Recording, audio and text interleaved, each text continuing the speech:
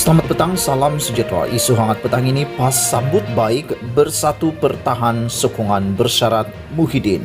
Berita sepenuhnya, Dewan Himpunan Pendukung PAS Pusat DHPP menerima baik syarat yang dikemukakan pengerusi Perikatan Nasional PN Muhyiddin Yassin berhubung sokongan gabungan itu kepada Naib Presiden UMNO Ismail Yaqoob sebagai calon Perdana Menteri.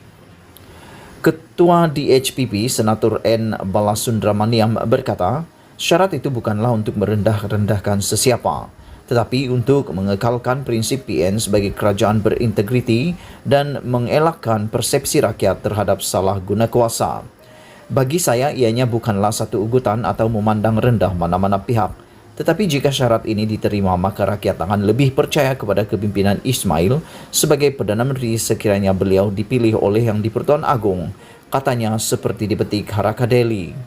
Semalam, Muhyiddin mengeluarkan kenyataan bahwa sokongan yang diberikan PN kepada Ismail Sabri adalah bersyarat setelah Naib Presiden UMNO itu menjadi antara calon utama bagi mengisi kekosongan jawatan berkenaan susulan peletakan jawatannya pada Isnin.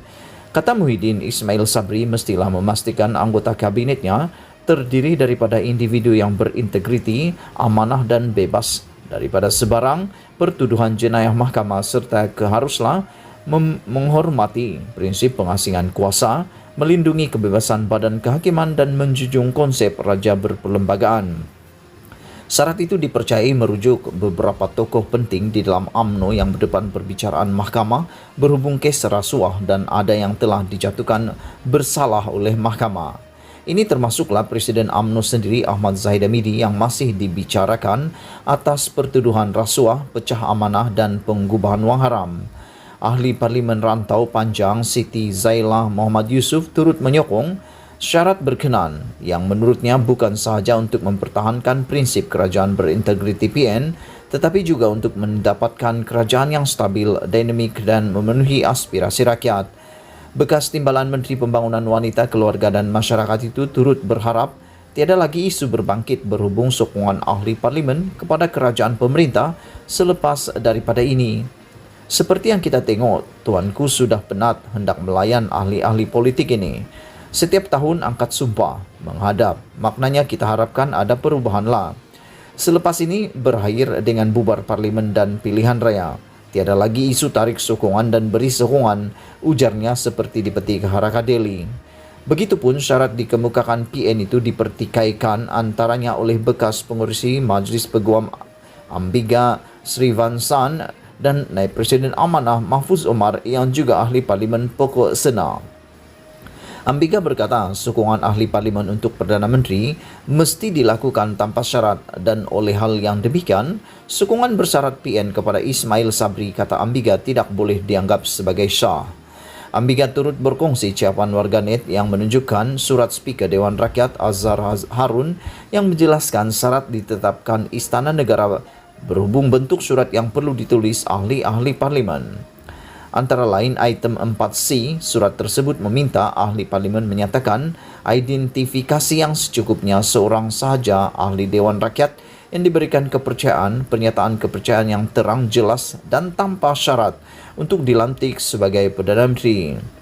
Bagaimanapun, ahli Majlis Pimpinan Tertinggi MPT Bersatu Muhammad Faiz Naaman mempertahankan syarat dikemukakan Muhyiddin bahwa item yang menyebut sokongan tanpa syarat itu adalah ditujukan untuk ahli-ahli parlimen secara individu, bukannya kumpulan politik. Katanya, pihak Istana Negara juga terikat dengan perlembagaan persekutuan yang tidak menghalang mana-mana kelompok untuk menetapkan apa-apa syarat untuk menyokong mana-mana individu sebagai Perdana Menteri. Dan syarat pula tidak semestinya berupa ugutan, memadai sekadar menekankan prinsip serta nasihat. Saya mahu tanya Ambiga dan Mahfuz di manakah salahnya isi kandungan syarat PN terhadap Ismail itu? Apakah meminta bakal Perdana Menteri supaya memilih individu yang berintegriti menyertai kabinet itu salah? Adakah menyeru prinsip raja berperlembagaan itu tidak betul? Yang pasti, tiada pun ayat berbaur urutan terhadap tuan punya badan.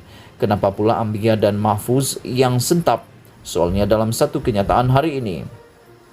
Selain Ismail Sabri, persaingan untuk merebut jawatan Perdana Menteri turut melibatkan Presiden PKR Anwar Ibrahim yang juga ahli Parlimen Port Dickson. Majlis Raja-Raja dijangka mengadakan pertemuan khas bagi membincangkan mengenai calon Perdana Menteri pada jam 2.30 petang ini. Yang di-Pertuan Agong Al-Sultan Abdullah Riayatuddin Al-Mustafa Billah Shah dijangka mengumumkan pelantikan Perdana Menteri baru selepas tamatnya pertemuan itu nanti.